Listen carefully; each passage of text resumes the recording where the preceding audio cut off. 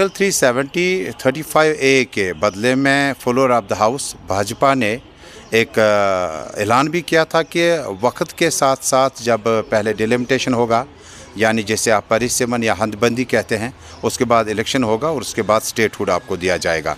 ये बीजेपी का सेट किया गया नैरेटिव है और डायरेक्टिव भी है गवर्नमेंट का। लेकिन गवर्नमेंट के आने के बाद जब आप जम्मू कश्मीर में यहाँ पे इलेक्शन हुए तो उसके बाद उम्मीद थी कि उमर अब्दुल्ला साहब जो है वो अपने चुनावी वादों को याद करेंगे। चुनावी वादों में उन्होंने कहा था कि जम्मू कश्मीर में 370 की लड़ाई लड़ेंगे, 35A की लड़ाई लड़ेंगे, पब्लिक सेफ्टी एक्ट को ख़त्म करेंगे, 200 यूनिट देंगे और उसके अलावा राशन वगैरह का भी पॉलिसी चेंज करना था और PSA को ख़त्म करने का उन्हें पहले कैबिनेट में वादा किया था।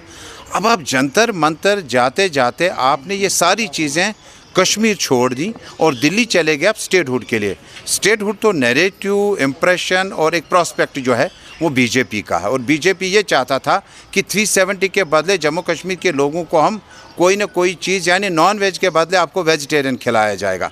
हम उसके हक़ में नहीं हैं। हम पहले दिन से कहते हैं महबूबा मुफ्ती साहिबा और पूरी लीडरशिप कि 370 को आप गोल पोस्ट चेंज कैसे कर सकते हैं। जब एक्सेशन हुआ है 4 अगस्त 2019 के बाद आपने तो तमाम वादे ख़त्म कर दिए। इसलिए जंतर मंतर जाने से पहले अगर अभी भी बहुत वक्त बचा हुआ है और रातों रात में बहुत कुछ बदल भी सकता है।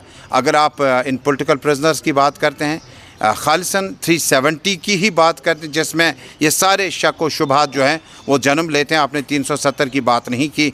अगर रस्मी तौर पर आप बाकी पार्टियों के तर्ज पर आप जंतर मंतर जाकर प्रोटेस्ट करना चाहते हैं तो उसका हिस्सा PDP इस नॉन सीरियस इफ़ेक्ट का कैसे हो सकता है। इसलिए महबूबा मुफ्ती साहिबा ने तहरीरी तौर पर डॉक्टर अब्दुल्ला को आगाह किया कि जंतर मंतर जाने के लिए इन 3-4 चीज़ों पे अगर हम बात करेंगे तो शायद इसका मौसर और बेहतर जवाब मिल सकता है। बाकी स्टेटहुड सबको पता है, बीजेपी का नैरेटिव है। बीजेपी इसको कब देगी, कितना देगी, किस सूरत में देगी, वो बात की बात है। लेकिन आज भी हम 4 अगस्त 2019 के उस गोल पोस्ट को वापस मांगते हैं जो जम्मू कश्मीर में एक्सेशन के बाद 370 और 35A की मुद्दत जम्मू कश्मीर में बढ़ानी चाहिए थी, पुख्ता करनी चाहिए थी, ना कि इसको ख़त्म करना चाहिए था।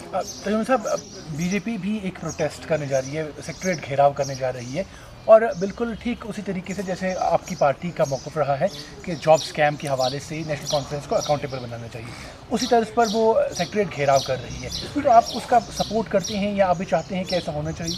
देखिए, सेक्रेटरीट घेराव इज्तिमाई सोच या इज्तिमाइयत ज़रूरी नहीं है। ये एक पार्टी का अपना फ़लसफ़ा है, वो जाएँ किस तरह से करें, क्या करें। लेकिन बीजेपी और नेशनल कॉन्फ्रेंस की कहीं ना कहीं इक्वेशन एक ही जैसी है। एक दिल्ली जाएगा, एक श्रीनगर जाएगा, एक यहाँ कन्फ्यूजन खड़ा कर रहा है, दूसरा यहाँ कन्फ्यूजन खड़ा कर रहा है। जब हम बैकडोर एंट्रीज़ की बात करते हैं, हम क्लियर क्रिस्टल बोलते हैं कि ये जो आउटसोर्सिंग है, जम्मू कश्मीर के नागरिक को आर्जी नौकरी क्यों मिलेगी ठेकेदार के थ्रू। जब लगाना था तो नोटिफिकेशन निकाला जा सकता था। जब लगाना था तो public service commission, service selection board किस लिए आपने बनाए हुए हैं।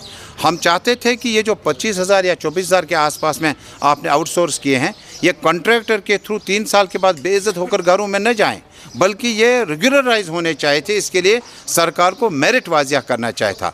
अब बीजेपी का अपना वो क्या कुछ प्रोग्राम देगी, हमें उस पर शायद कमिट करना मुनासिब नहीं होगा।